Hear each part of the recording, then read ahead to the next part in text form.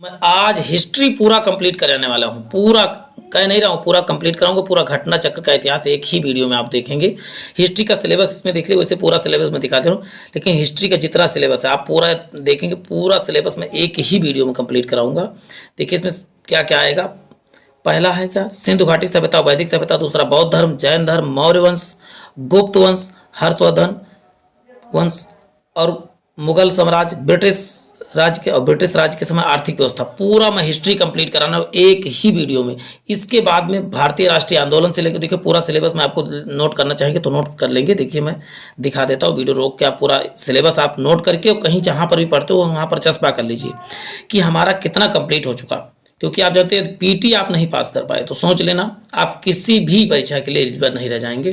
तो आज हम पूरा हिस्ट्री कंप्लीट कराने वाले हैं, हिस्ट्री का पूरा सिलेबस कंप्लीट कराने वाले हैं। और उसके बाद में हम भारतीय राष्ट्रीय आंदोलन एक वीडियो में एक एक करके मैं पूरा कंप्लीट कराऊंगा। जितना भी है सब कुछ मैं जैसे दिखा रहा हूँ पूरा। मैं लगभग यहाँ 15 है तो 15 टॉपिक है, 15 को 15 वीडियो में कंप्लीट करा दूंगा। 15 दिन में आपकी इतनी बेहतरीन तैयारी हो जाएगी कि क्या बताऊं मैं आपको। तो चलते हैं प्यारे साथियों, आज की श्रृंखला को प्रारंभ करते हैं। आपके सामने पूरा पीडीएफ घटना चक्र का खुल गया है। देखिए भारतीय इतिहास के जितने भी क्वेश्चन आज तक पीटी हुआ या यूपी ट्रिपल एससी की किसी भी एग्जाम हुआ, सबको इस पीडीएफ में शामिल किया गया। तो बहुत ध्यानपूर्वक आपको वीडियो देखना है, आपको फायदा जरूर मिलेगा। चलते हैं, सिंधु घाटी से पहला ही क्वेश्चन आपके सामने आ रहा है। देखिए पहला क्वेश्चन है, हड़प्पा काल में निम्न से कौन सा नगर 3 भागों में विभाजित था? तो इसका उत्तर प्यारे साथियों क्या बताओगे? धौलावीरा बीरा क्या था? 3 भागों में। देखिए कहाँ पर आया था, तो ये कंप्यूटर ऑपरेटर परीक्षा में आया था। इसके बारे में आप पढ़ना चाहें तो देखिए लिखा था, हड़प्पा काल में पूरा धौलावीरा कहाँ पर? गुजरात के कच्छ किरण के मध्य स्थित खादिर द्वीप पर स्थित है। धौलावीरा 3 भागों में विभाजित था। किला, मध्य नगर और निचला नगर में विभाजित था। चलते हैं नेक्स्ट क्वेश्चन देखते हैं प्यारे साथियों। नेक्स्ट है, हड़प्पा संस्कृति की मोहर और टेराकोटा कला पर निम्नलिखित में से किस जानवर को दर्शाया नहीं गया है? तो पहला ऑप्शन बाघ, दूसरा है गाय, तीसरा गैंडा, चौथा हाथी। तो इसका उत्तर आपको क्या बताओ, इसका उत्तर क्या हो जाएगा? गाय को जो है नहीं दर्शाया गया। जिसका डिस्क्रिप्शन पढ़ लीजिए। हड़प्पा सभ्यता की मोहर जो है टेराकोटा कला यानी गाय को नहीं दर्शाया गया। मोहरों में मृण मूर्तियां यानी टेराकोटा पर एक सांड, गैंडा तथा बाघ, हाथी, जंगली भैंसा, बकरा, इन सब पशुओं को क्या है दर्शाया गया, लेकिन गाय का कहीं पर भी उसमें नहीं दर्शाया गया टेराकोटा की मूर्तियों पर। चलते हैं, मोहनजोदाड़ो का अर्थ क्या होता है? मोहनजोदाड़ो का अर्थ क्या होता है? तो आपको आंसर दिख गया होगा, माउंट ऑफ डेथ। तो देखिए इसमें आंसर मैं दिखा दूंगा क्योंकि फास्ट कराना है, बहुत समय लग जाएगा, नहीं तो पूरा इतिहास को मैं खत्म करने वाला हूँ। चलते हैं, माउंट ऑफ डेथ या इसे भूतों का टीला या मृतकों का टीला कहा जाता है। अब देखिए इसका डिस्क्रिप्शन आप देखना चाहें तो देख ले। देखिए सिंधु घाटी सभ्यता में नगरीय सभ्यता थी। इसमें मोहनजोदड़ो क्या था? एक प्रमुख नगर था। मोहनजोदड़ो शब्द का अभिप्राय मृतकों का टीला या माउंट ऑफ डेड या भूतों का टीला कहा जाता है। सिंधु घाटी सभ्यता प्रायः बृहद स्नानागार मोहनजोदड़ो से प्राप्त हुआ था, जिसके मध्य स्नान कुंड यानी कि 7 मीटर चौड़ा और 88 मीटर लंबा था, यानी और 2.43 मीटर गहरा था। चलते हैं नेक्स्ट क्वेश्चन देखते हैं। सिंधु घाटी सभ्यता के बारे में कौन सा कथन सत्य है? कौन सा कथन सत्य है? तो आप क्या बताओगे प्यारे साथियों? मैं जूम इन कर देता हूँ कि आप सब देख लें। पहला, सिंधु घाटी सभ्यता के लोग कपास का उत्पादन करने में पहले थे। ठीक है। दूसरा, इन्होंने लकड़ी के बक्से के अनाज भंडारी किए। सिंधु घाटी सभ्यता पंजाब, सिंध, बलूचिस्तान, गुजरात, राजस्थान के कुछ हिस्सों को कवर करती थी। सिंधु सभ्यता के कुत्ते, बिल्लियों, घोड़ों से बड़े पैमाने से पालते थे।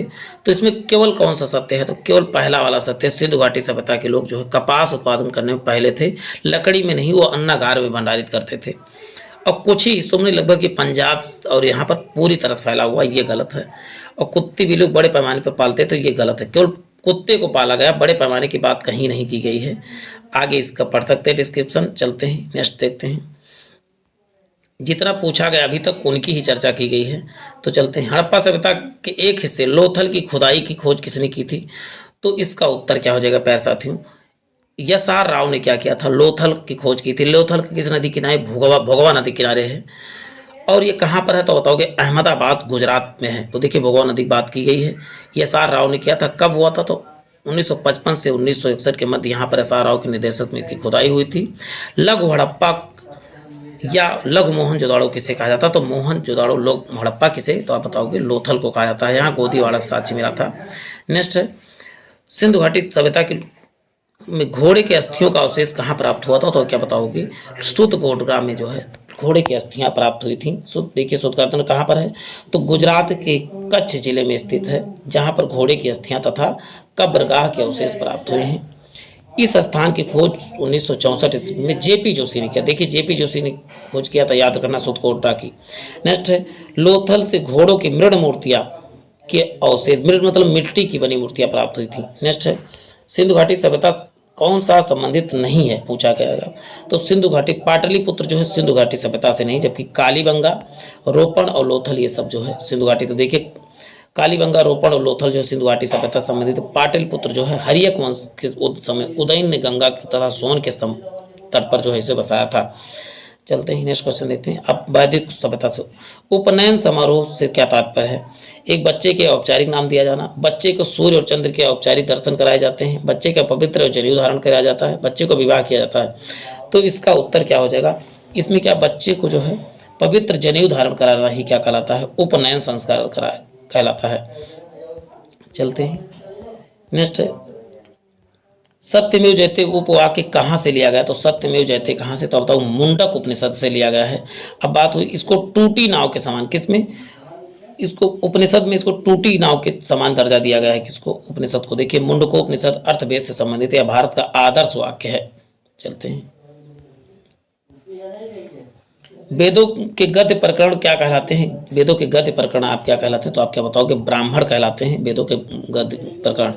देखिए बात यहाँ पर की गई है, प्रकरण ब्राह्मण ग्रंथ कहलाते हैं। ब्राह्मण ग्रंथ वैदिक संहिताओं की व्याख्या करने के लिए किए गए हैं और इन चारों वेदों को संहिता कहा जाता है। चारों वेद को किस नाम से? तो संहिता कहा जाता है। नेक्स्ट निम्न से कौन से ज्ञान के संबंध पर बल देता है? तो आप बताओगे उपनिषद किस पे बल देता है? उपनिषद जो है ज्ञान पे बल देता है। देखिए यहाँ पर बात देखिए उपनिषद वैदिक साहित्य के अंतिम भाग हैं, इसलिए इन्हें वेदांत भी कहते हैं। इस ज्ञान विज्ञान के मूल आध्यात्मिक स्रोत हैं। इसमें ईश्वर आत्मा संबंधित ज्ञान पर जोर दिया गया है। उपनिषद का शाब्दिक अर्थ होता है अध्यापक के निकट बैठ, यानी अंतेवासी या अध्यापक से समीप बैठना ही क्या कहलाता है? उपनिषद कहलाता है। क्वेश्चन है किस देवता को सर्वाधिक महत्ता वर्णन है? तो सबसे अधिक किसको महत्व दिया गया? तो इंद्र को।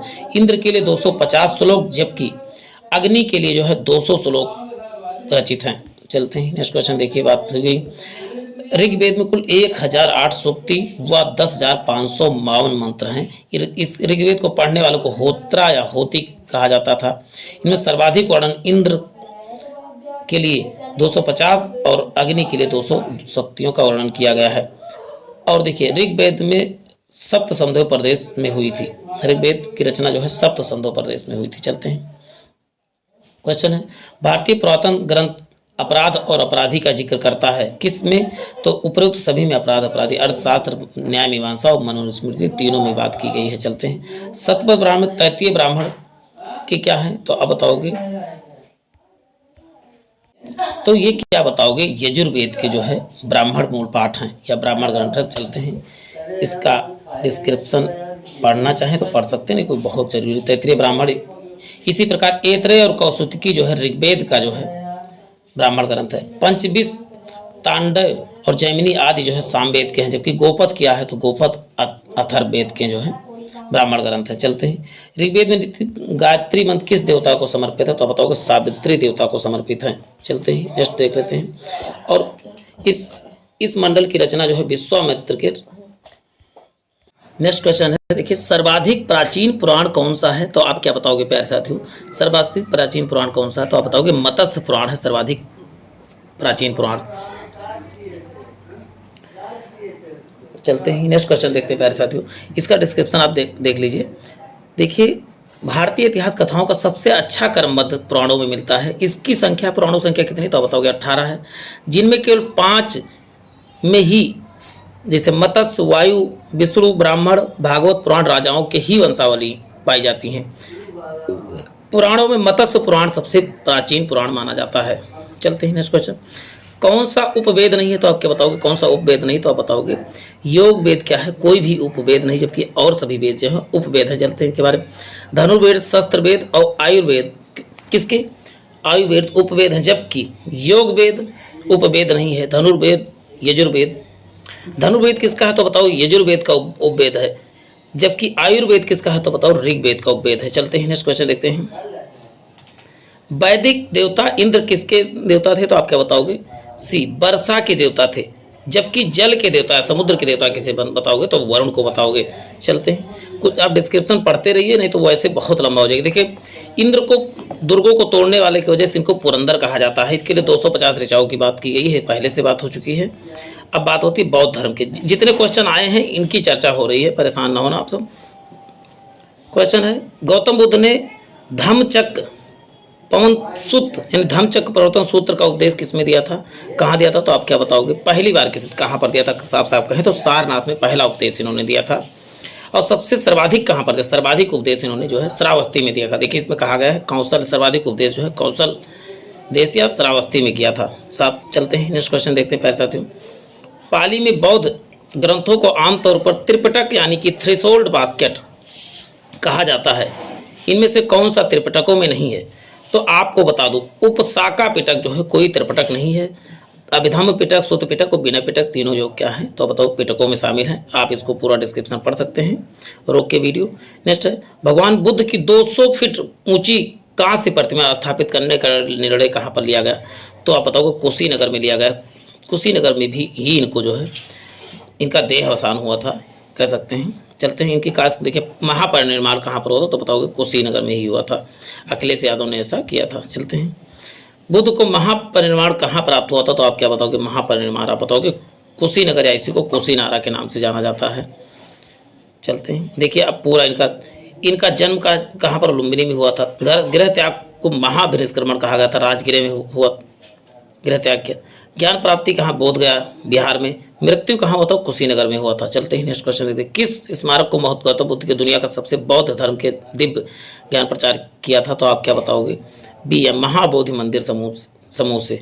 चलते हैं, महाबोधि मंदिर समूह गया जिले में स्थित है।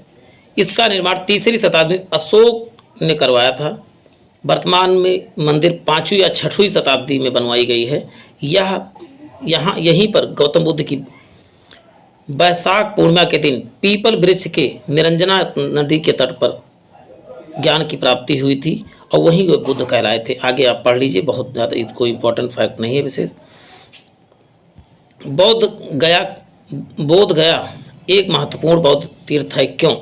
क्योंकि यहाँ बुद्ध पैदा हुए थे, क्योंकि यहाँ बुद्ध ने ज्ञान प्राप्त किया था।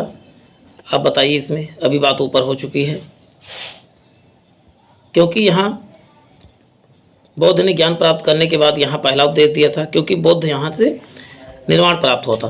तो आपका इसमें बी करेक्ट है। बौद्ध धर्म के आप पूरी पढ़ लीजिए। बौद्ध धर्म के संस्थापक कौन थे तो गौतम बुद्ध थे। गौतम बुद्ध का जन्म 563 कपिल वस्तु के लुम्बिनी नामक स्थान पर हुआ था। 35 वर्ष की अवस्था वैशाख पूर्णिमा की रात निरंजना यानी फल्गु नदी के किनारे जो है गौतम बुद्ध को पीपल के नीचे जो है इनको या वट के नीचे इनको ज्ञान प्राप्त हुआ था। यह स्थान बोध गया कहलाया। नेक्स्ट है, गौतम प्राप्ति हुई वही बोध गया कहला। जहाँ इनको ज्ञान प्राप्ति हुई वही बोध गया। गौतम बुद्ध ने अपना सर्वप्रथम उपदेश सारनाथ में दिया था, जिसे बौद्ध ग्रंथों में धर्म चक्र परिवर्तन कहा गया। बुद्ध ने अपने उपदेश में जन साधारण भाषा पाली में दिए थे। महात्मा बुद्ध की मृत्यु कब 483 ईस्वी में हुआ था। कुशीनारा 80 वर्ष की अवस्था में हुआ था और इनकी मृत्यु की घटना को महापरिनिर्वाण कहा गया। चलते बौद्धों के लिए उत्तर प्रदेश किस स्थित सारनाथ क्यों महत्वपूर्ण है तो सारनाथ में पहला इन्होंने उपदेश दिया था। देखिए, प्रथम ज्ञान प्राप्त हुआ तो गलत है, ज्ञान तो इनको बोध ज्ञान प्राप्त हुआ। जन्म स्थान क्या है? सारनाथ में, बिल्कुल गलत है। देहांत हुआ था, ये भी गलत है। भगवान बुद्ध ने पहला उपदेश दिया था, यानी ऑप्शन डी क्या हो जाएगा? भगवान बुद्ध ने पहला उपदेश कहाँ तो सारनाथ में दिया था, ये आपको याद रखना है। चलिए, पूरा जहाँ पर पहला उपदेश दिया था उस घटना को क्या कहला? धर्म चक्र परिवर्तन कहा गया था। चलते, सर्वाधिक उपदेश उन्होंने श्रावस्ती में, कौशल देश की राजधानी श्रावस्ती में दिया था। अब जैन धर्म से क्वेश्चन आ रहे हैं आपके सामने। लिखा है, मनुष्य के जीवन का सर्वोत्तम ध्येय कैवल्य है। किसका अर्थ है? कैवल्य का मतलब क्या होता है प्यारे साथियों? तो कैवल्य क्या होता है? इच्छाओं पर विजय प्राप्त करना ही क्या कहलाता है? कैवल्य कहलाता है। चलते हैं, ये देखिए चकबंदी लेखपाल में आया हुआ है, पूरा आप देखते हैं पूरा इसमें डिस्क्रिप्शन आप रोक के पढ़ना चाहें तो पढ़ लें, नहीं तो डिस्क्रिप्शन बहुत इंपॉर्टेंट नहीं इसका, जिसका इंपॉर्टेंट तो मैं पढ़ देता हूँ, नहीं तो आप रोक के पढ़ लीजिए, नहीं तो वीडियो बहुत लंबी हो जाएगी। पूरा हमको हिस्ट्री, प्रीवियस ईयर हिस्ट्री कराना आपको। 24वें जैन तीर्थंकर में अंतिम जैन तीर्थंकर कौन थे? तो महावीर स्वामी थे। देखिए, और 23वें तीर्थंकर कौन हुए? तो आपके 24वें व अंतिम तीर्थंकर महावीर स्वामी थे। महावीर स्वामी से पहले 23 तीर्थंकर जैन धर्म में हुए थे, और सबसे पहले तीर्थंकर कौन थे? तो बताओ, ऋषभदेव थे। 23 पहले तीर्थंकर। चलते हैं नेक्स्ट क्वेश्चन देखते हैं, आप पढ़ना चाहें तो पढ़ लीजिए। 23वें तीर्थंकर ने 4 महाव्रत सत्य, अहिंसा, अस्तेय, अपरिग्रह प्रतिपादन किया था, और महावीर स्वामी ने 5वां महाव्रत क्या जोड़ा था? तो ब्रह्मचर्य जोड़ दिया था। आपको कमेंट बॉक्स में बताना है कि 23वें तीर्थंकर कौन थे, आगे मैं बता ही दूंगा। पहले जैन तीर्थंकर कौन थे? तो अभी बात हो चुकी है, कौन से? तो ऋषभदेव थे। इनका प्रतीक चिन्ह क्या था? तो वृषभ था, यानी बैल था। ऋषभ, वृषभ, बहुत आसान है याद करना। देखिए, इसके बारे में लिखा हुआ है, जैन धर्म में कुल 24 तीर्थ, जिसमें पहले ऋषभदेव, दूसरे अजितनाथ, और 22वें कौन? अरिष्ट ने भी, और 23वें देखी बात होगी पार्श्वनाथ। पार्श्वनाथ का चिन्ह क्या था? तो सर्प था, पार्श्व और सर्प। 24वें महावीर स्वामी थे। देखिए, अभी कहा था, कमेंट किया होगा तो ठीक है, नहीं तो आगे आपको मिलेगा ही मिलेगा। चलते हैं, जैन धर्म में 3 रत्न कौन से थे? तो आप क्या बताओगे प्यारे साथियों? कि सही विश्वास, सही ज्ञान और सही आचरण। ये क्या है? सम्यक ज्ञान, सम्यक आचरण और सम्यक विश्वास, ये तीनों क्या थे? इनके त्रिरत्न थे। चलते हैं, अब आप इसको पढ़ना चाहें तो पढ़ लें। अब आता है मौर्य साम्राज्य से संबंधित क्वेश्चन जो आए हैं, उनकी चर्चा होने जा रही है। देखिए, मौर्यकालीन भारत में विवरण, इंडिका के लेखक कौन थे? तो इंडिका के लेखक आप क्या बताओगे? मेगास्थनीज। बहुत जल्द ही मैं इसका पूरा सब्जेक्ट क्वेश्चन आंसर में करवाऊंगा। उसके बाद वन लाइनर फॉर्म में जितने हिस्ट्री क्वेश्चन यूपी ट्रिपल में पूछे गए हैं पूरा मैं करवाने वाला हूं। तो इसके लिए क्या करना होगा? आपको चैनल को सब्सक्राइब करने के साथ साथ बेल आइकन दबा लेना होगा। ये दबा ले तो पूरी पीटी की तैयारी में फ्री ऑफ कॉस्ट आपका करवाने वाला हूँ। आपको कोई भी बुक खरीदने की जरूरत नहीं, 1 स्टॉप सोल्यूशन आपको मिलने वाला है। जीके जीएस और जीके जीएस के अलावा और भी किस टॉपिक पर आपको वीडियो चाहिए, उसका भी कमेंट बॉक्स में आपको बताना होगा। नेक्स्ट वीडियो आपके डिमांड पे होगा। चलते हैं, अब देखिए कुछ इसमें बुक है, उनके बारे में जान लेते हैं। बुक है मौर्यकालीन इतिहास में इंडिका के लेखक कौन है? तो इंडिका के लेखक आप बताओगे? मेगास्थनीज। देखिए, मेगास्थनीज किसका? चंद्रगुप्त मौर्य के शासनकाल में आया था। इसकी रचना क्या है? तो बताओ, इंडिका है। फायन चंद्रगुप्त विक्रमादित्य यानी गुप्त वंश वाले के साथ, और ये इसकी रचना क्या है? फोको की है। और ह्वेन सांग किसके? तो हर्षवर्धन के काल, इसने सीयूकी नामक ग्रंथ को लिखा था। चलते हैं, नेक्स्ट है, अशोक के आक्रमण के दौरान कलिंग पर की राजधानी कौन थी? तो कलिंग की राजधानी आप क्या बताओगे? इसमें कोई भी हमें को लग रहा है उत्तर, देखिए कई परीक्षाओं में क्वेश्चन पूछा गया है, तो वैसे इसका तोसरी लगा सकते थे, लेकिन इसकी 2 राजधानी। देखिए, कलिंग विजय के पश्चात अशोक ने वहां 2 अधीनस्थ प्रशासनिक केंद्र स्थापित किए थे। तो उत्तरी केंद्र राजधानी को तोसरी किया था, जबकि दक्षिणी केंद्र को जौगढ़। अशोक ने अपने राज्याभिषेक से 8 वर्ष बाद अर्थात नवंबर 261 ईस्वी कलिंग पर विजय किया था, और इसका उल्लेख जो है 13वें शिलालेख में इन्होंने उल्लेखित किया है। चलते हैं, नेक्स्ट क्वेश्चन देखते हैं। अशोक के सिंह चतुर्भुज शीर्ष में एक स्तंभ पर था, तो आप क्या बताओगे? सारनाथ जो है, सारनाथ में जो स्तंभ है उसी में जो है सिंह है, चतुर्भुज सिंह जो है, उसी से भारत का देखिए जो सिंह छपा होता है वही सारनाथ से ही लिया गया प्रतीक चिन्ह। देखिए, बात की गई अशोक के सिंह चतुर्भुज स्तंभ शीर्ष सारनाथ से लिया गया है। इस स्तंभ में 4 सिंह पीठ सटाए खड़े हुए हैं। इसे ही भारत का राष्ट्रीय चिन्ह जो है के रूप में स्वीकार किया गया है। चलते हैं, देव नाम प्रिय किसे कहा जाता है? तो बताओ, देव नाम प्रिय जो है अशोक को कहा गया है। देखिए किस नाम? देव नाम प्रिय से संबोधित किया गया है। और किस अभिलेख में? भबरू अभिषेक में जो है इसको प्रियदर्शी के नाम से जाना गया है। जबकि उल्लेख मास्की में जो है इसको बुद्ध शाक कहा गया है। देखिए, मास्की में क्या कहा गया? बुद्ध शाक। अशोक को अशोक के नाम से अशोक का नाम जो है उल्लेख 4 अभिलेखों में मिलता है। कौन कौन से? तो मास्की में भी अशोक का नाम अशोक मिलता है, गुर्जरा में मिलता है, नेत्तूर में भी मिलता है, उडेगुलम। देखिए, चारों आपको आप रखना, मास्की में भी अशोक का नाम अशोक मिलता है, गुर्जरा में, नेत्तूर में और उडेगुलम में। जूनागढ़ के उल्लेख रुद्रदामन का भी नाम मिलता है। अशोक का नाम अशोक मिलता है। चलते हैं, अशोक ने कौन सा शिलालेख 12वीं लिपि में प्रयोग किया था? तो आप क्या बताओगे? ब्राह्मी लिपि में कौन सा, तो अब तो शहबाजगढ़ी जो था उसको ब्राह्मी लिपि में उल्लिखित करवाया था। देखिए शहबाजगढ़ी एक जो ऐतिहासिक स्थल है जो पाकिस्तान के मर्दान जिले में स्थित है। यह 3री शताब्दी में सर अशोक द्वारा स्थापित शिलालेख के लिए प्रसिद्ध है। खरोष्ठी लिपि सामान्यतः आप जानते हो पाकिस्तान और अफगानिस्तान तरफ खरोष्ठी, लेकिन वहाँ पर ब्राह्मी लिपि का प्रयोग किया गया था। चलते हैं, इसको यूनेस्को के विश्व धरोहर में भी शामिल किया गया है। सर्वोत्तम प्रतिष्ठान, मौर्य कला का सर्वोत्तम प्रतिष्ठान कौन सा, तो बताओ स्तंभ जो है सर्वोत्तम प्रतिष्ठान है। चलते हैं, अब इसको पढ़ना चाहें तो आप पढ़ सकते हैं पूरा। नहीं, निम्नलिखित में से कौन सा अशोक के साम्राज्य अधीन नहीं था, कौन सा अशोक के साम्राज्य के अधीन नहीं था, तो आपको बता दूं कामरूप यानी असम जो अशोक के समय जो है उनके अधीन नहीं था। देखिए अशोक के साम्राज्य में अफगानिस्तान, हिंदकुश, हिमालय क्षेत्र, ब्रह्मगिरी यानी आज कर्नाटक है, काठियावाड़, गुर्जरा यानी मध्य प्रदेश, कश्मीर, बंगाल की खाड़ी आदि शामिल थे, किंतु जो है कामरूप इनमें शामिल नहीं था। इसको ध्यानपूर्वक आप पढ़ लीजिए।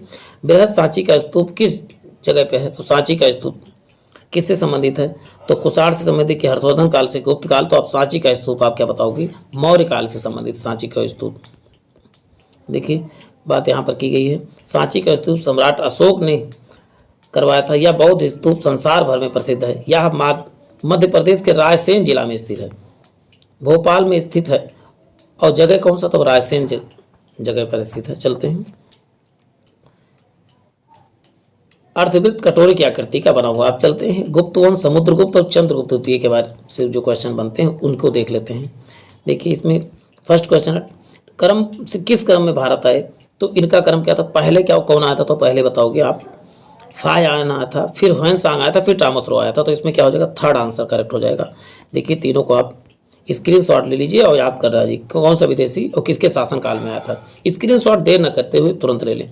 फायान क्योंकि पूछा गया है, फायान चंद्रगुप्त विक्रमादित्य के, ह्वेनसांग हर्षवर्धन के समय, टामसरो जो है जहांगीर के समय आया था। ये क्वेश्चन ये तीनों बार बार रिपीट होते, इसके स्क्रीनशॉट लेके आप याद कर लें। धन्वंतरी कौन थे, चंद्रगुप्त मौर्य के प्रसिद्ध सेनापति थे। चंद्रगुप्त पिता समय में सुवेदित करने वाले प्रसिद्ध चिकित्सक थे। हर्ष के समय प्रसिद्ध नाटककार थे। इनमें से कोई नहीं, तो इसका उत्तर क्या हो जाएगा प्यारे साथियों। तो आप जो धन्वंतरी क्या थे, तो आप क्या बताओगे, ये जो है चंद्रगुप्त विक्रमा समय के संबंधित सुशोभित करने वाले प्रसिद्ध चिकित्सक थे। चलते हैं नेक्स्ट क्वेश्चन देखते हैं। आप और भी इसको पढ़ना चाहें पढ़ लेते हैं। प्रसिद्ध चिकित्सक धन्वंतरी गुप्त वंश के प्रतापी शासक चंद्रगुप्त विक्रमादित्य के दरबार में रहते थे। यह भारत के औषधि विज्ञान के जन्मदाता माने जाते हैं। चंद्रगुप्त विक्रमादित्य के दरबार में नरोत्तमों में से एक धन्वंतरी भी थे। अन्य छपड़क, शंकु, बेताल भट्ट, घटकरपर, वरुरुचि, अमर सिंह, बारामिहिर एवं कालिदास थे। चलते हैं नेक्स्ट क्वेश्चन। चरक संहिता किससे संबंधित है, तो आप क्या बताओगे, चरक संहिता जो है चिकित्सा, चा से चरक, चा से चिकित्सा आप याद कर सकते हो। और चरक किससे, चरक एक प्रसिद्ध आयुर्वेद विद्वान थे। किसका आयुर्वेद विद्वान थे, क्या कह सकते हो, ये कनिष्क यानी कुषाण वंश के शासक के दरबार में रहते थे। ये रोगनाशक तथा रोग निरोधक औषधियों का उल्लेख इसमें किया गया है। खगोलविद बारामिहिर और कवि कालिदास किसके दरबार में रहते, तो कवि कालिदास आप क्या बताओगे, विक्रमादित्य चंद्रगुप्त विक्रमादित्य के दरबार में रहते थे कालिदास जी। नेक्स्ट है, देखिए इसके बारे में पढ़ लेते हैं। खगोलविद बारामिहिर एक कवि कालिदास चंद्रगुप्त द्वितीय 375 से के शासनकाल में प्रमुख कवि थे। चंद्रगुप्त का उत्तराधिकारी चंद्रगुप्त द्वितीय था। चंद्रगुप्त द्वितीय का अन्य नाम देवगुप्त, देवराज, देवश्री तथा उपाधियां विक्रमादित्य, परम भागवत की उपाधि, इतना चंद्रगुप्त द्वितीय ने जो उपाधियां धारण की थी। चंद्रगुप्त विक्रमादित्य के दरबार में 9 विद्वान की मंडली निवास करती थी। इन विद्वानों का क्या नाम था, कालिदास था, धनवंतर था, छपड़क था, अमर सिंह थे, शंकु थे, बेताल भट्ट थे, घटकरपर थे, बारामिहिर थे, वरुचि, यानी 9 रत्न रहा करते थे। किसके कार्य, तो बताओगे चंद्रगुप्त द्वितीय के। चंद्रगुप्त द्वितीय किसका, गुप्त वंश का था। चलते हैं नेक्स्ट क्वेश्चन देखते हैं प्यारे साथियों। विक्रम संवत प्रारंभ हुआ, कब प्रारंभ हुआ, तो आप क्या बताओगे प्यारे साथियों, तो 57 ईसा पूर्व में विक्रम संवत प्रारंभ किया था। यह अत्यंत प्राचीन संवत है। विक्रम संवत सम्राट चंद्रगुप्त विक्रमादित्य ने को माना जाता है। किसने स्टार्ट किया, तो चंद्रगुप्त विक्रमादित्य। और ये शकों के विजय के प्रतीक के रूप में संवत को माना गया। देखिए जितने संवत हैं उनको, जो महत्वपूर्ण संवत उनके बारे में बात कर लेते हैं। विक्रम संवत 1800 ईसा पूर्व में कब विक्रमादित्य ने, यहाँ पर 57 लिखा था लेकिन 57 एग्जैक्ट जो है 58 ईसा पूर्व। शक संवत का शक जो है सब 78, सा से शक, सा से 78 कह सकते हो। और हिजरी संवत 622 ईस्वी पैगंबर मोहम्मद साहब ने स्टार्ट किया था, तो सबको याद कर लें। अब 7वां चैप्टर पे आ गए हैं, हर्षवर्धन। देखिए हर्षवर्धन ने 5 इंडीज को अपने नियंत्रण में लिया। 5 इंडीज क्या थे, तो इनका नाम आप बताइए क्या थे 5 इंडीज। तो 5 इंडीज बता दें, पंजाब, कन्नौज, बंगाल और बिहार उड़ीसा। देखिए पास है पंजाब, कन्नौज, बंगाल, बिहार, उड़ीसा, ये 5 इंडीज के नाम से जाने जाते थे। किसके समय? हर्षवर्धन, इन्होंने इनको अपने नियंत्रण में ले लिया था। ठीक है, चलते हैं। वह स्थान जहां हर्षवर्धन ने बौद्ध महासम्मेलन का आयोजन किया था, तो कौन सा स्थान है आपके? देखिए पूरा इतिहास में करा लूँ, बहुत ज़्यादा डिस्क्रिप्शन भी मैं पढ़ूंगा तो वीडियो लगभग 4 घंटे की हो जाएगी, तो आप वीडियो 4 घंटे देखेंगे नहीं, तो इसलिए थोड़ा फास्ट करो। थोड़ा आपकी वीडियो में 10 सेकेंड आप रोक लेंगे तो आप पूरा डिस्क्रिप्शन पढ़ लेंगे। वह स्थल जहाँ हर्षवर्धन ने बौद्ध महासम्मेलन का आयोजन किया था, तो आप क्या बताओगे? प्रयाग में जो है बौद्ध महासम्मेलन का आयोजन किया था। देखिए इसमें कहा गया प्रयाग, जहाँ हर्षवर्धन हर 5वें वर्ष पर आयोजन कराते थे, उसे महामोक्ष परिषद कहा जाता था। ह्वेनसांग स्वयं 6वें समारोह में शामिल हुआ था। ह्वेनसांग जो आया था चीनी यात्री, वो भी 6वें समारोह में शामिल हुआ था। चलते हैं नेक्स्ट क्वेश्चन थे। कनौज से पूर्व हर्षवर्धन कहाँ का शासक था? कनौज से पूर्व तो आप बताओगे थानेश्वर का शासक था हर्षवर्धन। देखिए इसमें लिखा अंतिम हिंदू सम्राट था जिसने समस्त उत्तरी भारत पर राज किया। राजवर्धन की हत्या के पश्चात हर्षवर्धन 606 में थानेश्वर के सिंहासन पर बैठा। उसके बाद कन्नौज को अपनी राजधानी इसने बनाया था। अब चलते हैं राजपूत काल से कुछ क्वेश्चन पूछेगा उसकी बात कर लेते हैं। देखिए 12वीं शताब्दी के आरंभ में दिल्ली पर किसका शासन था? तो दिल्ली पर आप क्या बताओगे? तोमर वंश का शासक था, तोमर वंश। देखिए तोमर वंश का था। आनंदपाल दिल्ली के तोमर वंश के संस्थापक माने जाते हैं। दिल्ली का संस्थापक किसे? तोमर वंश को माना जाता है, और किसको? अनंगपाल को माना जाता है। चलते हैं नेक्स्ट क्वेश्चन है, जयचंद के विश्वासघात के कारण पृथ्वीराज चौहान की पराजय हुई। कालांतर में जयचंद कहाँ और कब मारा गया? तो आप क्या बताओगे? जयचंद कन्नौज में 1194 में मारा गया था। चलते हैं क्वेश्चन, और किसने मारा था? तो बताओ बाबर ने मारा था। क्वेश्चन देखिए यहाँ पर लिखा हुआ है, सॉरी बाबर नहीं, मोहम्मद गौरी निकल गया। मोहम्मद गौरी ने जो है इसको मारा था कन्नौज में। चलते हैं नेक्स्ट क्वेश्चन, निम्नलिखित में से वंश भारत के दक्षिण भाग पर शासन नहीं किया, किसने नहीं किया? तो आप बताओ राजपूतों ने कभी भी दक्षिण भारत, चेर ने भी किया, पांडव भी, चोल ने किया, लेकिन राजपूत ने नहीं किया था। अब इसमें आप रोक के पढ़ सकते हैं। पाल वंश भारत के किस हिस्से से संबंधित था? पाल वंश आपको बताओगे पूर्वी भाग से संबंधित थे। क्वेश्चन नेक्स्ट, पाल साम्राज्य का विस्तार भारत के पूर्वी हिस्से में था। पाल साम्राज्य मध्यकालीन भारत का एक महत्वपूर्ण राजवंश था जो 750 से 1161 ईस्वी तक चला। इस साम्राज्य की स्थापना किसने? गोपाल ने की थी। इस वंश की राजधानी क्या थी? तो आप बताओ मुंगेर थी। पाल वंश का सबसे महान शासक क्या था? तो बताओ धर्मपाल था, जिसने विक्रमशिला विश्वविद्यालय की क्या है? स्थापना की थी। ये आप पाल वंश का पहला शासक कौन था? तो पाल वंश का पहला शासक कौन था? तो आप क्या बताओगे? गोपाल था, यानी कि जिसने संस्थापना किया था। तो बताओगे पाल वंश का संस्थापना गोपाल ने किया था। कब हुआ था? गोपाल ने किया था 750 से 770 तक इन्होंने शासन किया। चलते हैं अब बात करते हैं सल्तनत कालत के बारे में। देखिए कुतुबुद्दीन ऐबक ने किस वंश की स्थापना किया था? तो बताओ गुलाम वंश की स्थापना किया था कुतुबुद्दीन ऐबक ने।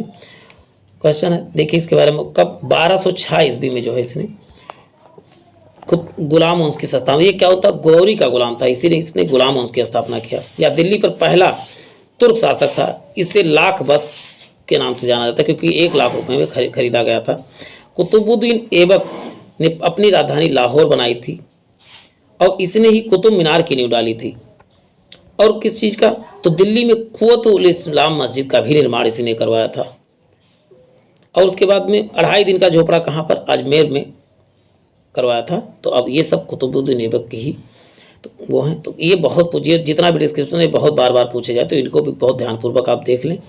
नेक्स्ट है शासनकाल। देखिए किसका शासन देखिए इसमें है, इसको आप सब भारत में शासन करने वाले शासकों का काल क्रमानुसार क्रम क्या है? तो आप बताओगे क्या है? तो पहले स्थान पे क्या था, आप पूरा डिस्क्रिप्शन डायरेक्ट पढ़ लीजिए, नहीं तो वैसे बहुत देर लगेगा। देखिए पहले नंबर पर इल्तुतमिश था, किस वंश का था, तो शमसी वंश का था, 1240 से 1236 तक किया। अलाउद्दीन खिलजी खिलजी वंश का था, और कब, 1296 से 1316 तक। शेरशाह सूरी वंश का था, 1540 से 1545 तक किया। अकबर क्या, मुगल वंश का, 1556 से 1505 तक किया। देखिए बहुत दिन तक शासन किया था ये अकबर, लगभग 50 वर्षों तक।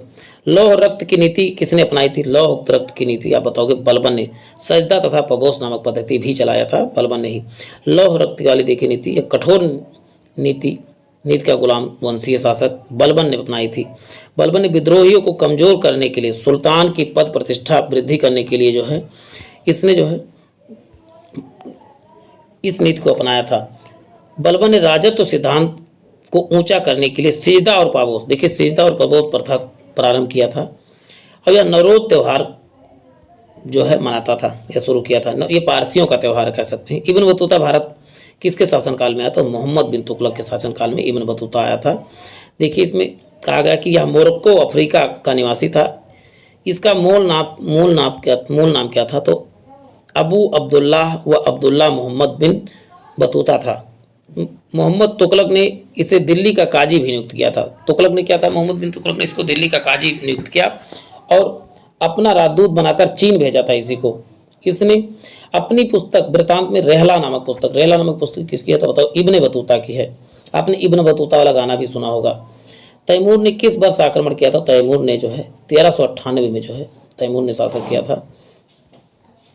किस शासक ने भारत में तुगलक वंश की नींव रखी, तो तुगलक वंश की नींव आप बताएंगे किसने, गयासुद्दीन तुगलक ने जो है तुगलक वंश की नींव रखी थी। चलते हैं नेक्स्ट क्वेश्चन देखते हैं प्यारे साथियों।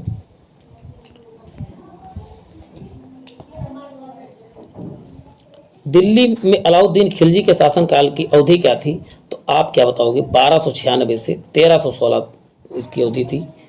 चलते हैं नेक्स्ट क्वेश्चन देखते हैं। अब देखिए गुजरात पर विजय,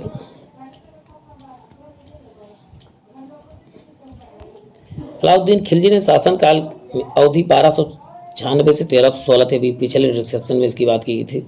साम्राज्य के अफगानिस्तान से उत्तर मध्य भारत तक फैला था। अलाउद्दीन खिलजी दिल्ली के सल्तनत खिलजी वंश का दूसरा शासक था। अलाउद्दीन खिलजी की प्रमुख विजय अभियान था, तो बताओ कि गुजरात विजय 1298 में, जैसलमेर विजय 1298 में, रणथंभौर विजय 1301 में, और चित्तौड़ आक्रमण 1303 में हुआ था।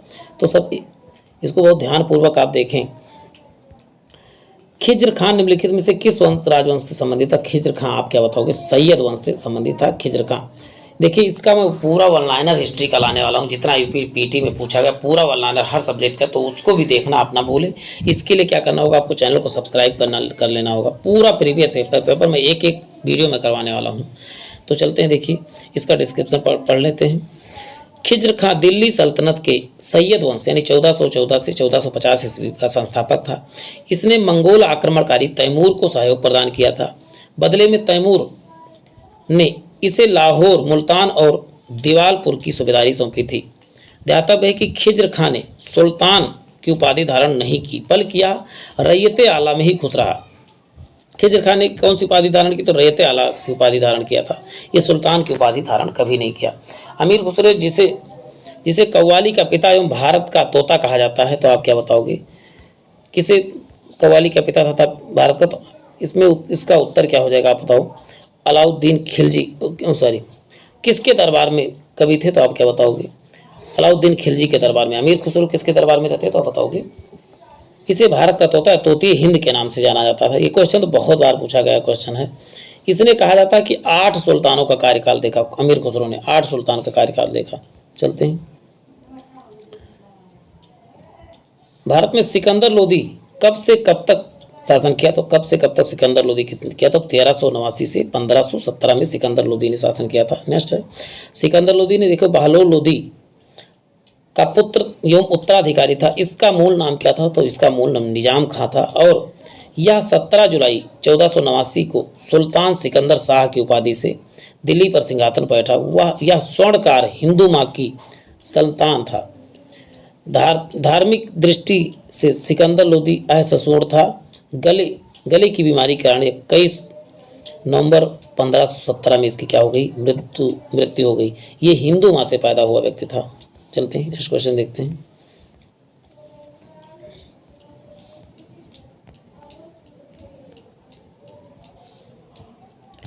अलाउद्दीन खिलजी द्वारा बनवाया गया प्रसिद्ध अलाई दरवाजा कहाँ पर है? तो आप क्या बताओगे? नई दिल्ली में स्थित है अलाई दरवाजा। नेक्स्ट देखिए, इस्लामी वास्तुकला का रत्न कहा जाने वाला अलाई दरवाजा नई दिल्ली में सबसे पुराने स्थापत्य कलाओं में से एक है। इसका निर्माण जो है अलाउद्दीन खिलजी ने करवाया था 1311 में। अलाई दरवाजा का निर्माण किसने? तो अलाउद्दीन के नाम में ही छिपा हुआ अलाई दरवाजा अलाउद्दीन खिलजी। तो बहुत याद करने में परेशानी नहीं होगी। दिल्ली में कुतुब मीनार दुनिया का सबसे ऊंचा ईंट का बना मीनार है। इनमें से कौन सा राजा, किस राजा ने निर्माण में योगदान नहीं दिया था? तो आप क्या बताओगे? इस अलाउद्दीन खिलजी ने जो है इसमें निर्माण में भाग नहीं दिया, और सभी ने, कितना, ऐबक ने, इल्तुतमिश ने, फिरोज शाह तुगलक, तीनों लोगों ने जो है। देखिए इसके बारे में पढ़ लीजिए आप, क्या है। कुतुब मीनार की ईंट से निर्मित ऊंची मीनार है। इसका निर्माण कुतुबुद्दीन ऐबक ने दक्षिणी दिल्ली में करवाया था। इसका मूल योजना इस्लामी है। प्रारंभ में इसका प्रयोग अजान के लिए किया जाता था, परंतु बाद में कीर्ति स्तंभ के रूप में बनाया गया। इसको कीर्ति स्तंभ के रूप में बनाया गया। ऐबक ने कुतुब मीनार की 1 मंजिल का निर्माण कराया था। इल्तुतमिश ने इसका और 3 मंजिल का निर्माण करवाया, और फिर उसके बाद में फिरोज शाह तुगलक ने एक बार जो है बिजली गिरी और उसका 1 मंजिल ध्वस्त हो गया था, तो उसके ऊपर 2 मंजिल का और निर्माण किसने करवा दिया? तो आप बताओगे? फिरोज शाह तुगलक ने करवाया था। इस प्रकार जो है कुतुब मीनार जो है 5 मंजिला बन गया। अभी पूरा डिस्क्रिप्शन को याद रखना जरूरी है, नहीं तो बहुत बार पूछा गया क्वेश्चन है। किसने जो है लास्ट के 2 मंजिल तैयार करवाई, किसने 1 मंजिल तैयार करवाई, सबको याद रख कर लेना है आपको। तारीख़ फिरोज शाही के लेखक कौन है? तो इसका उत्तर क्या बताएंगे? जियाउद्दीन बरनी क्या है? तारीख़ फिरोज शाही के लेखक हैं। देखिए बात है, जियाउद्दीन बरनी इतिहासकार था। इसने अपनी पुस्तक अलाउद्दीन खिलजी और मोहम्मद बिन तुगलक और फिरोज शाह तुगलक के शासनकाल का जिक्र किया था। इसकी कृति तारीख़ फिरोज शाही है। इसकी जियाउद्दीन बरनी की पुस्तक का क्या नाम है? तो बताओगे? तारीख़ फिरोज शाही है, जिसमें अलाउद्दीन खिलजी की आर्थिक नीति की व्यापक जानकारी मिलती है। निम्नलिखित में से कौन सा दिल्ली का सुल्तान दिल्ली के इतिहास का लेखक नहीं है? तो आप बताओगे क्या? अब्बास खां शेरवानी जो है दिल्ली के इतिहास में नहीं लिखा, जबकि तीनों लोगों ने लिखा था। जियाउद्दीन बरनी ने भी, अमीर खुसरो ने, मिनहाज उस सिराज ने भी लिखा था। देखिए अब अब्बास खां शेरवानी मुगल काल का लेखक था। इन्होंने अकबर का आदेश पर तारीख़ शेर शाही को फारसी भाषा में लिखी। इसने शेर शाह के जीवन के चरित्र और भारत प्रबंध पर प्रकाश डाला। अमीर खुसरो सल्तनत काल के थे। इन्होंने किराना उस सादेन, मिफ्ताह उल फुतूह, खजानुल फुतूह और आसिका नूह सिपहिर, तुगलकनामा एवं एजाज खुसरवी की रचना किया था।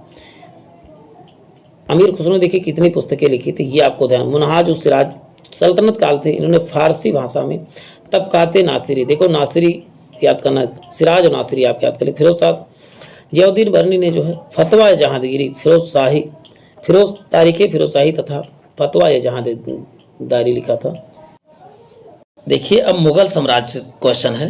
देखिए इसमें कहा गया, देखिए इसको थोड़ा सा जूम इन कर लेते हैं क्योंकि सब पूरा ऑप्शन दिख जाए आपको। पहला है कि इनमें मुख्य विरोधियों का सही ढंग से नहीं मिला। नहीं शब्द को आपको ध्यान करके रखना है, याद करना है। देखिए पानीपत की लड़ाई बाबर इब्राहिम लोदी करेक्ट है।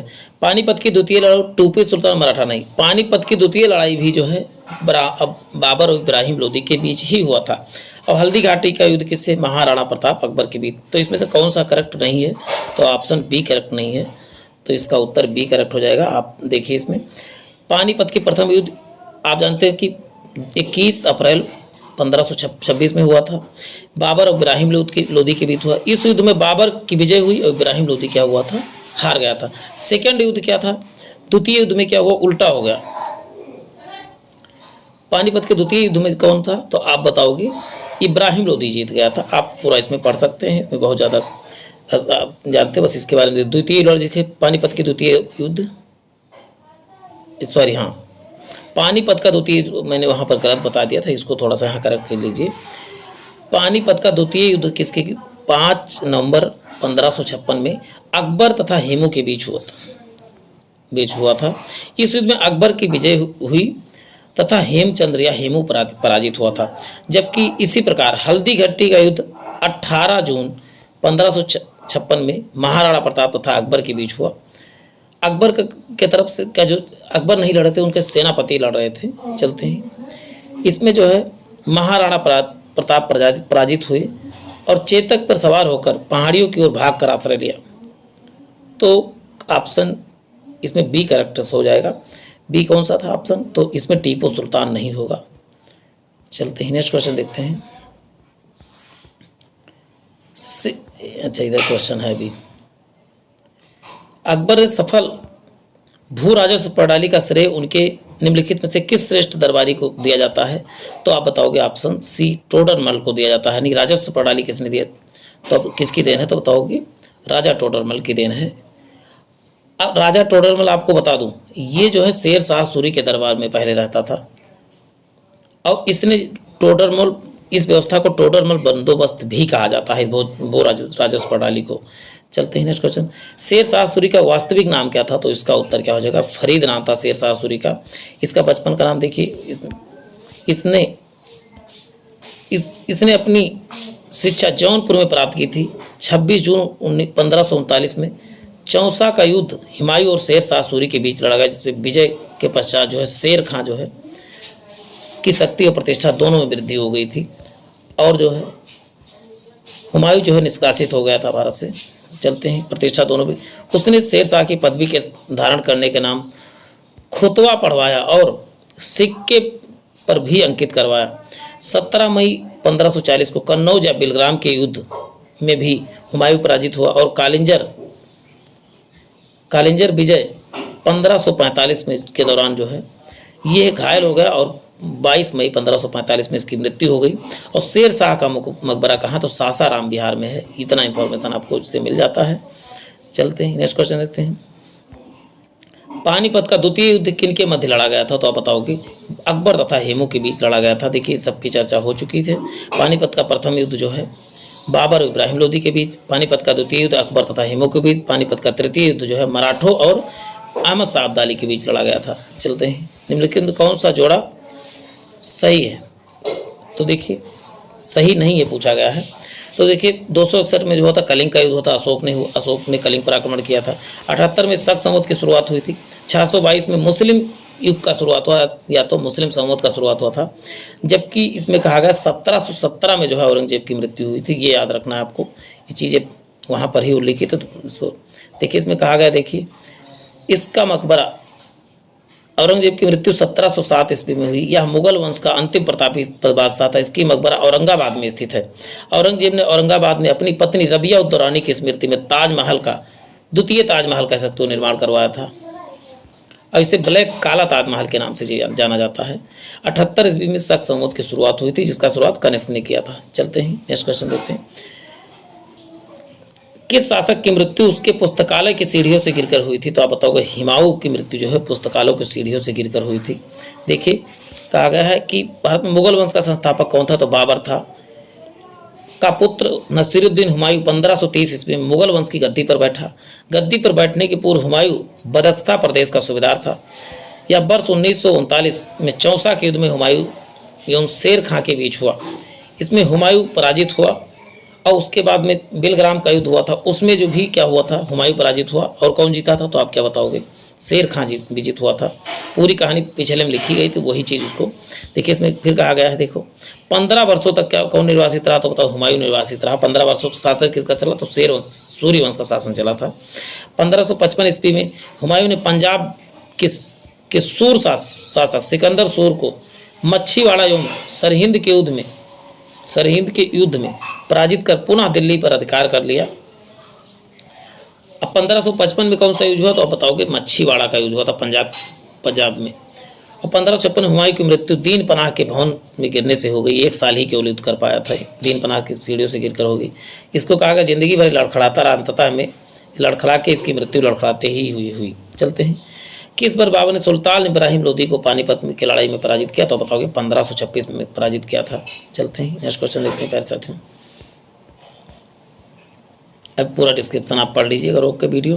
निम्नलिखित में से मुगल सम्राट द्वारा आगरा के किले का निर्माण कब कहाँ करवाया गया? तो आगरा का निर्माण अकबर ने करवाया था। चलते हैं इसका डिस्क्रिप्शन देख लीजिए, इसमें कुछ का डिस्क्रिप्शन जो इंपॉर्टेंट होता है वो मैं करवा देता हूँ, नहीं तो आपको लगे कि हाँ वो चीज़ आपके लिए important, तो आप पढ़ सकते हैं। आगरे के किले का निर्माण 1565 से 73 ईस्वी में मुगल बादशाह अकबर द्वारा करवाया गया था। यह किला 38,000 वर्ग किलोमीटर में फैला, जिसका निर्माण लाल बलुआ पत्थर से किया गया है। इसलिए आगरा का लाल किला आगरा का लाल किला इसीलिए कहा जाता है। ये 1893 में यूनेस्को को विश्व धरोहर की सूची में शामिल किया गया है। मुगल बादशाह कोतवाल की सही भूमिका क्या थी मुगल के समय में, तो इसका उत्तर क्या बताए, कानून और व्यवस्था। आज भी कोतवाल यही करते हैं, कानून और व्यवस्था को ही देखते हैं। बिहार राज्य के सासाराम शहर में किस सम्राट का मकबरा है, तो बताओ शाह से सासाराम, शाह से शेर शाह कह सकते हो। सासाराम शेर शाह का मकबरा था। देखिए इसमें कहा सासाराम शहर में शेर शाह सूरी का मकबरा है। यह मकबरा एक तालाब के बीच ऊंचे चबूतरे पर बना है। यह मकबरा हिंदू मुस्लिम वास्तुकला का क्या है, मिश्रण। हिंदू मुस्लिम का वास्तुकला का मिश्रण कहाँ मिलता तो शेर शाह सूरी के मकबरे में मिलता है। नेक्स्ट, मुगल वंश के पहले सम्राट बाबर ने अपनी देसी भाषा चगदाई तुर्की में अपनी आत्मकथा लिखी थी, तो किसने लिखा था, तो बाबरनामा में जो है अपनी देसी भाषा में लिखा था, इसने तुर्की भाषा में लिखा था। चलते हैं चगदाई, ये एक चगदाई तुर्क था कह सकते हैं। देखिए चगदाई तुर्क यहाँ लिखा हुआ है। नेक्स्ट है, जिसका संबंध मंगल नेता चंगेज खां से था। बाबर अपनी आत्मकथा स्वयं लिखी, जिनको तुझके बाबरी या बाबरनामा के नाम से जाना जाता है। चलते हैं, कहा जाता यह किताब तुर्की भाषा में भी लिखी गई, लेकिन मुगलों की दरबारी भाषा फारसी थी। मुगलों की दरबारी भाषा फारसी में होती है, लेकिन भाषा किस में लिखी, तुर्की में लिखी। यह पुस्तक बाबर ने विजयनगर और मेवाड़ साम्राज्य के बारे में भी उल्लेख किया था। इस देखिए, भारत में जहांगीर का शासनकाल कब से कब तक था, ये पूछा गया कब तक था, तो उसका उत्तर क्या बताएंगे, 1605 से 1627 तक। से प्रीवियस ईयर की बातें देखेंगे। बहुत जल्दी ही मैं पूरा वन आइलैंड फॉर्म में पूरे पॉलिसी में जितने भी क्वेश्चन पूछेंगे सबको ला रहा हूँ, तो उसको देखना ना भूलें। भारत में जहांगीर का शासनकाल 1605 से 1627 ईस्वी था।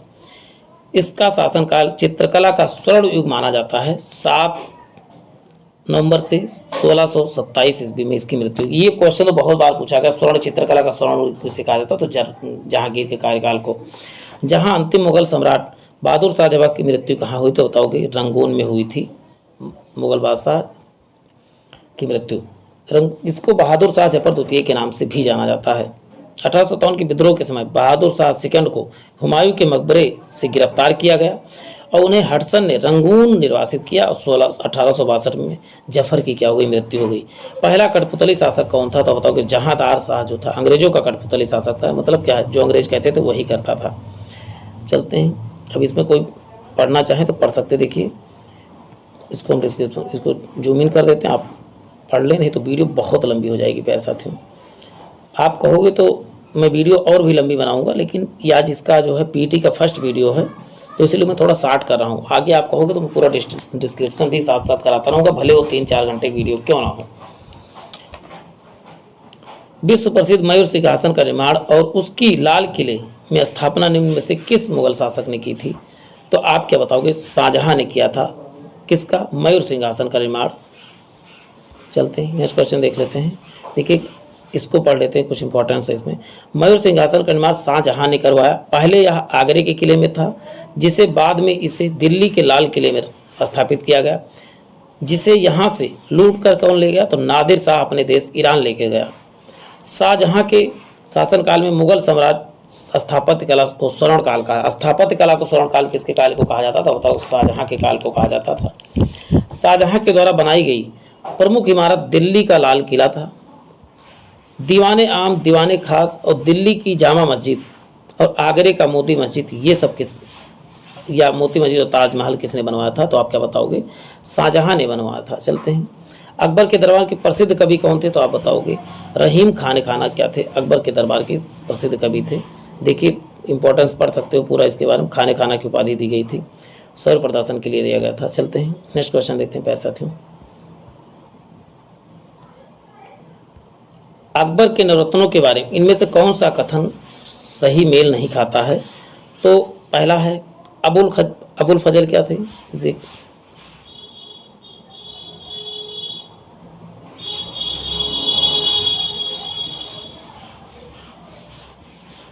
क्वेश्चन है अकबर के नवरत्न के बारे में इनमें से कौन सा सही है, ढंग से मेल नहीं खाता, तो आप क्या बताओगे? बी, कहा गया है कि राजा मान सिंह अकबर के वित्त मंत्री। अकबर के वित्त मंत्री कौन थे? तो टोडरमल थे, राजा मान सिंह नहीं थे। पहला है, देखिए इसमें पढ़ लीजिए। राजा अबुल फजल कौन थे? अकबर के वजीर थे, अकबर के शासनकाल में अकबरनामा के लेखक थे, ये भी करेक्ट है इसमें, ये वाला करेक्ट। अब्दुल रहीम खान खाना क्या थे? वह एक कवि थे और अकबर के भरोसेमंद देखभाल करने वाले बैरम खां के पुत्र थे। मुल्ला दो प्याजा कहो थे? वह मुगल सम्राट अशोक के मुख्य सलाहकारों में से एक थे। चलते हैं नेक्स्ट। मान सिंह आमेर के राजा भारमल का पौत्र था। यह 14 नवंबर 1589 को आमेर की राजगद्दी पर बैठा। यह अकबर के नवरत्नों में से एक था। अकबर का मनसबदार और मुख्य सेनापति कौन था? तो आप बताओगे? मान सिंह थे। और मान सिंह क्या थे? आमेर के राजा भारमल के पौत्र थे, ये याद रखना है आपको। मान सिंह को अकबर ने फरजंद और राजा की उपाधि दिया था। क्वेश्चन है औरंगजेब किसका पुत्र था? तो पहला ऑप्शन है बाबर का, अकबर का, या हुमायूं का, या शाहजहां का था। तो इसका उत्तर प्यारे साथियों क्या बताओगे? औरंगजेब किसका पुत्र था? तो इसका उत्तर क्या हो जाएगा प्यारे साथियों? आप बताओगे औरंगजेब जो है शाहजहां का पुत्र था, यानी ऑप्शन डी करेक्ट हो जाएगा। देखिए औरंगजेब का जन्म कब हुआ था? तो 1618 में गुजरात या उज्जैन के दोहद नामक स्थान पर मुमताज के गर्भ से हुआ था। इनके पिता का नाम क्या था? शाहजहां था। और इसने 1658 से 1707 तक मुगल साम्राज्य पर शासन किया। ये मुगल साम्राज्य के विस्तार के लिए इसके समय चरमोत्कर्ष पे था, कह सकते हैं। सबसे ज़्यादा विस्तार इसी कार्यकाल में होता। पानीपत का द्वितीय युद्ध किनके के बीच लड़ा गया था? तो क्या बताओगे प्यारे साथियों? पानीपत का द्वितीय युद्ध किसके बीच है? तो अकबर तथा हेमू के बीच लड़ा गया था। और कब लड़ा गया था? तो बताओगे 5 नवंबर 1556 में लड़ा गया था। को अफगान शासक आदिल शाह सूर के वीर हिंदू सेना नायक हेमचंद्र विक्रमादित्य और मुगल बादशाह अकबर के मध्य हुआ था। युद्ध का प्रारंभिक क्षण हेमू के पक्ष में रहा, लेकिन बाद में जो है उसके आंख में तीर लग जाने से वह आंख आपा खो बैठा और अकबर के संरक्षक बैरम खान ने हेमू को गिरफ्तार कर मरवा दिया और द्वितीय युद्ध क्या हुआ? अकबर ने जीत लिया था। चलते हैं इनमें से कौन सा मुगल बादशाह शराब को छूता तक नहीं था? तो आप क्या बताएंगे? औरंगजेब जो है शराब को छूता तक नहीं था। चलते हैं नेक्स्ट, इसके बारे में देख लेते हैं। औरंगजेब का जन्म 3 नवंबर 1618 को उज्जैन के निकट, देखिए वही चीज़, दोहद नामक स्थान पर हुआ। इसके पिता शाहजहां तथा माता मुमताज महल थी। औरंगजेब पवित्र जीवन व्यतीत करता था। वह दुर्गुणों से मुक्त था। यदि वह जैसा जीवन व्यतीत करता था, खाने पीने, वेशभूषा और जीवन का अन्य सभी सुविधाओं से बेहद संयम से रहता था। मतलब बहुत ज़्यादा तड़कता भड़कता जिंदगी नहीं जीता था, कह सकते हैं। किस मुगल बादशाह ने इलाहाबाद को अपनी राजधानी बनाई थी? तो पहला ऑप्शन है अकबर, शाह आलम, ए और बी, या इनमें से कोई नहीं। तो इसका उत्तर क्या हो जाएगा? किस मुगल बादशाह ने अपनी राजधानी इलाहाबाद? तो बताए अकबर ने जो है अपनी राजधानी इलाहाबाद बनाई थी। चलते, ये अमीन एग्जाम में आया हुआ, देखिए इसमें कहा गया है मुगल बादशाह अकबर के पूर्व इलाहाबाद कड़ा मानिकपुर प्रांत का एक हिस्सा था। अकबर ने सैन्य महत्व को दृष्टिगत रखते हुए इलाहाबाद को एक जिले का निर्माण करवाया और इलाहाबाद की कुछ समय के लिए अपनी राजधानी बनाया था। परमानेंट राजधानी, टेम्परेरी राजधानी बनाया था। और उस समय प्रयागराज का नाम इलाहाबाद रखा था। पहले प्रयागराज था, फिर बाद में इन्होंने इलाहाबाद कर दिया था। प्रारंभ में अकबर का संरक्षक कौन था? तो आप क्या बताओ? अकबर का संरक्षक कौन था? तो बताओ बैरम खां था। अब देखिए अकबर का जन्म 15 अक्टूबर 1542 ईस्वी में हुआ था। और अमरकोट राजा वीर साल के महल में हमीदा बानो बेगम यानी मरियम मकानी के गर्भ से हुआ था। अकबर की प्रारंभिक 3 वर्ष जो है चाचा अस्करी के संरक्षण में बीता। 3 वर्ष किसके? चाचा अस्करी के संरक्षण में बीता। उसके बाद अकबर के प्रारंभिक 3 वर्ष, देखिए बात हो चुकी। हुमायूं की मृत्यु के तत्पश्चात अकबर के संरक्षक बैरम खान हुए, जबकि अकबर के पहले संरक्षक जो है मुनीम खां थे, कह सकते हो। नेक्स्ट है बैरम खान ने 14 फरवरी 1556 में गुरदासपुर के निकट कालानौर में अकबर का राज्याभिषेक करा दिया और सम्राट बनने के पश्चात अपने संरक्षण बैरम खां को वजीर यानी इसको अपना वजीर नियुक्त किया, किसे? बैरम खां को। और इन्हें खाना की उपाधि धारण दे दिया, किसने? अकबर ने ही। और फारस के शिया संप्रदाय से, ये किससे थे? खाना किससे? तो फारस के शिया संप्रदाय से संबंधित थे। और आपको मैं कुछ मटेरियल दिखा दे रहा हूँ कैसे, अब हम ऑनलाइनर वाला कैसे देखेंगे, मैं आपको दिखा दे रहा हूँ। तो देखिए पूरा इतिहास मैं वन लाइनर फॉर्म में करवाने वाला हूँ। ये घटना चक्र का पूरा इतिहास देखिए, पूरा इतिहास चैप्टर वाइज पूरा वन लाइनर फॉर्म में कराऊंगा। तो इसको पहले MCQ फॉर्म में देख लीजिए बस, फिर इसको रिवीजन तौर पे हम जो है पूरा वन लाइनर फॉर्म में करा देंगे। देखिए पूरा चैप्टर है, देखिए लास्ट में देखिए ब्रिटिश कालीन, यानी कि जितना भी सिलेबस के अनुसार पूरा मैं इसमें कराऊंगा। और इसी का नहीं, मैं सब सब्जेक्ट का वन लाइनर और MCQ दोनों करवाऊंगा। तो इसके लिए क्या करना होगा, आपको चैनल को सब्सक्राइब जरूर कर लेना होगा, और सब्सक्राइब करने के साथ साथ बेल आइकन जरूर दबा लेना होगा, तभी इसका फायदा आपको मिलने वाला है। क्वेश्चन है, हुमायूं की दुर्घटना के आकस्मिक मृत्यु के उपरांत उनके बेटे अकबर को कहाँ मुगल सिंहासन पर बैठाया गया था? तो आप बताओगे कालानौर में जो है बैठाया गया था हुमायूं की मृत्यु के बाद। ये कहा गया जनवरी 1556 में दीन पनाह भवन में स्थित पुस्तकालय की सीढ़ियों से गिरकर हुमायूं की मृत्यु का जो है समाचार मिला था। और सुनते ही बैरम खान ने अकबर को 14 वर्ष की उम्र में ही 14 फरवरी 1556 में कालानौर पंजाब में जो है अकबर का राज तिलक कर बादशाह घोषित कर दिया। और ज्ञातव्य है कि बैरम खां जो है अकबर के क्या थे? संरक्षक थे। चलते हैं नेक्स्ट क्वेश्चन देखते हैं प्यारे साथियों। निम्नलिखित सम्राटों में से शासनकाल में भारत का पहला रुपया मुद्रित किया गया था? तो बताओ शेर शाह के समय जो है पहला रुपया जो है मुद्रित किया गया था। क्वेश्चन देखिए, शेर शाह के समय भारत का पहला मुद्रा रुपया जारी किया गया था। आज के रुपए के अग्रदूत है वो। चांदी का रुपया 180 ग्रेन का हुआ था, तांबे का कितना? 380 ग्रेन का। ये क्वेश्चन आया हुआ ग्रेन वाला। तथा इसने ग्रैंड ट्रंक रोड का निर्माण जो है अपने शासनकाल में करवाया था। चलते हैं, थॉमस रो मुगल सम्राट जहांगीर के किस किले में मिला था? तो आप क्या बताओगे? अजमेर के किले में मिला था। चलते हैं, 1615 में जहांगीर अजमेर के किले में सर थॉमस रो तथा 1608 में कैप्टन हॉकिंस राज दरबार में मिला था। देखिए 1615 में जहांगीर अजमेर के किले में थॉमस रो से मिला, और 1608 में किसमें? कैप्टन हॉकिंस से राज दरबार में मिला था। ये याद रखना है। इनमें से कौन सा भूमि मापांकन की व्यवस्था प्रारंभ की थी? तो पहला है भूमि मापने की व्यवस्था किसने? तो आप क्या बताओगे? पहला है बहादुर शाह ने की, शाहजहां ने की, अकबर ने। तो आप क्या बताओगे? शेर शाह सूरी ने भूमि मापने की व्यवस्था शुरू की थी। 90 क्वेश्चन हम कर चुके हैं। देखिए इसका क्या नाम रखा था? तो गजे सिकंदरी नाम रखा था, और ये 32 अंक का होता था। चलते हैं नेक्स्ट क्वेश्चन देखते हैं। तथा सन की डंडी का प्रयोग इसमें किया जाता है। चलते हैं, इनमें से किसने अकबर की धार्मिक नीति का आलोचना किया था? तो अकबर, तो बदाऊनी ने जो है अकबर की धार्मिक नीति का आलोचना किया था।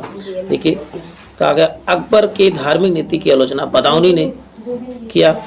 अकबरनामा की रचना अबुल फजल ने की थी। वह दीन-ए इलाही धर्म के मुख्य पुरोहित थे, और दीन-ए इलाही धर्म स्वीकार करने वाला प्रथम अंतिम हिंदू शासक कौन था? तो बताओगे बीरबल था। नेक्स्ट, कौन सा मुगल सम्राट अनपढ़ था? पूछा जाएगा तो क्या बताओगे? अनपढ़ कौन था? तो बताओगे अकबर क्या था? अनपढ़ था। नेक्स्ट देखिए, अकबर जो है 1656 से 1605 तक शासन किया, और ये क्या था? अनपढ़ था। आगे बात हुई कि 1662 में इसने दास प्रथा का अंत किया। 1663 में तीर्थ यात्रा कर को समाप्त किया, और 1564 में इसने जजिया कर को समाप्त किया, और 1582 में इसने तौहीद इलाही अर्थात दीन इलाही नामक धर्म की स्थापना किया, और 1583 में इलाही समत की स्थापना की। ये देखिए सभी इसमें जितने फैक्ट है सब इंपॉर्टेंट है। मुगल काल में पुलिस बल के मुखिया को क्या कहा जाता था? तो आप इसका उत्तर बताएं। पुलिस बल के मुखिया को कोतवाल। आज भी पुलिस बल के मुखिया को क्या कहा जाता था? तो कोतवाल कहा जाता है।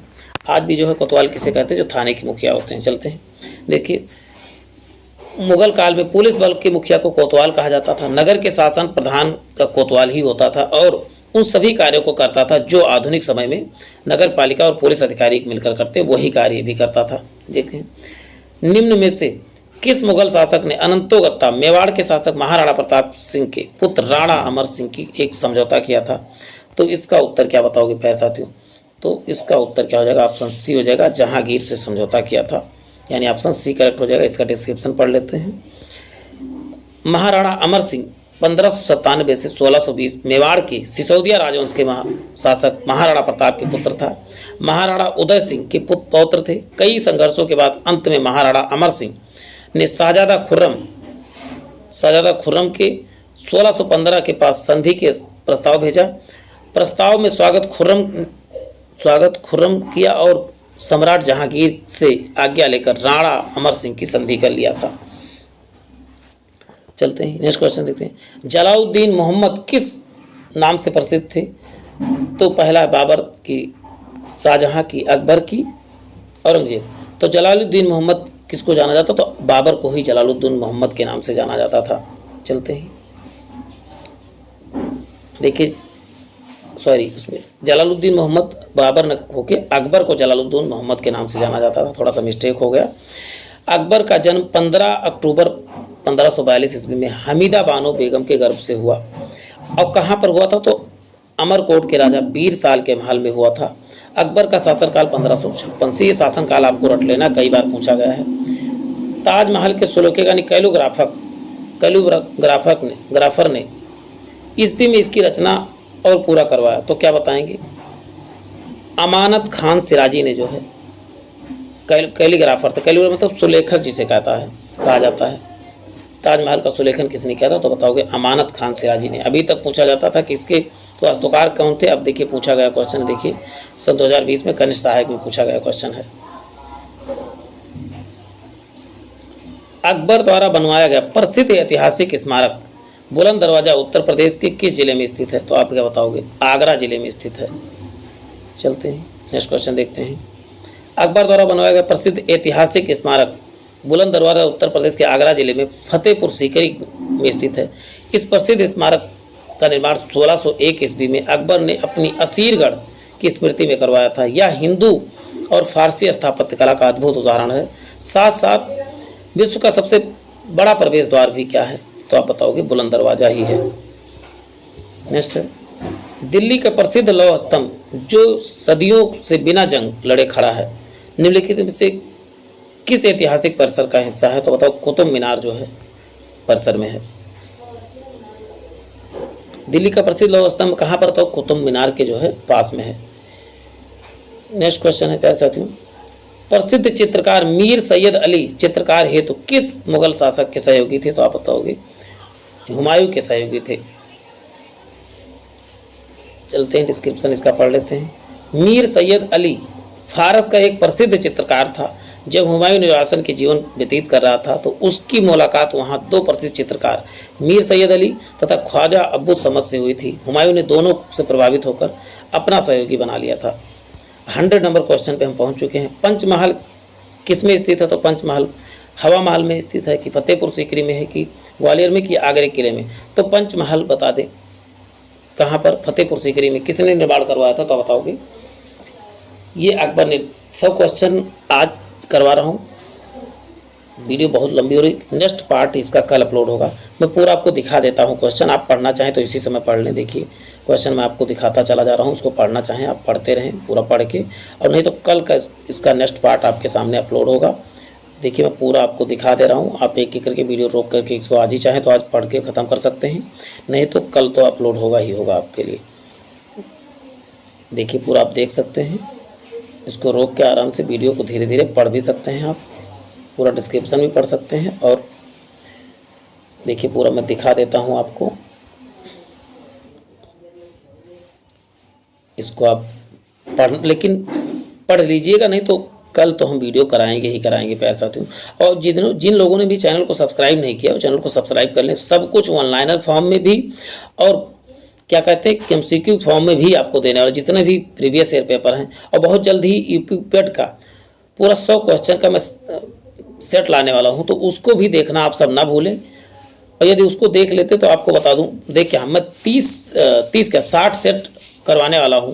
60 सेट आपको देख लेंगे तो आपकी जो है आपको कॉन्फिडेंस आएगा कि हाँ वास्तव में जो है मैं पीटी का पेपर कर सकता हूं। तो देखिए पूरा आप एक एक तरफ से देखते जाइए, इसको जो है पढ़ते जाइएगा। देखिए मैं पूरा दिखा दे रहा हूं, जितने भी हैं पूरा पेज दिखा रहा हूं, आप इसको जो है रोक रोक के वीडियो पढ़ सकते हैं, अन्यथा ना पढ़ें तो कोई बात नहीं, मैं दूसरे वीडियो में पूरा मैं करवा दूंगा। और वैसे कम समय में आप इसको पूरा करके ही जाएँ, यदि आए हैं तो अच्छा रहेगा। कम समय में इसको पढ़ सकते हैं बड़े आराम से, इस पूरा एज ए पीडीएफ के रूप में। इसको पीडीएफ भी आप खोल के पढ़ते हैं इस तरह, तो वीडियो में भी इस तरह आप पढ़ सकते हैं। कोई आप जूम है वहाँ, यहाँ पर आपको जूम भी नहीं करना है, वैसे आप जूम कर करके पढ़ते हैं तो ये फ़ायदा आपको मिल जाएगा। यहाँ पर आपको जूम भी नहीं करना है, मैं खुद जूम करके आपको दिखा दे रहा हूँ, आपको पढ़ लेना रहेगा। साथ साथ आपको इतनी परेशानी नहीं होगी। और पीडीएफ आपको ढूंढने मोबाइल में जगह भरने की जरूरत नहीं। बात इतना पीडीएफ आप सब रख लेते हैं, लेकिन पीडीएफ पढ़ते नहीं, मैं जानता हूँ ये चीज़। पीडीएफ तो सब मांगते, लेकिन पीडीएफ पढ़ता कोई नहीं है। एक बार कुछ लोग थोड़ा बहुत देखेंगे 2-4 पन्ना, उसके बाद कोई काम लग गया, बस वो काम करने चले गए, और उसके बाद जो है वो पढ़ते नहीं। तो प्यारे साथियों, आज के इतना ही, फिर मिलते हैं एक नए सेशन में। जय हिंद, जय भारत। तो आपको बता दूं, कल से ही पूरा 100 क्वेश्चन का सेट और जितने भी प्रीवियस ईयर पेपर हैं उसको भी डिस्कस कराया जाएगा। तो इसके लिए आपको क्या करना होगा, चैनल को सब्सक्राइब करना होगा, बेल आइकन को जरूर दबाना होगा। जय हिंद, जय भारत।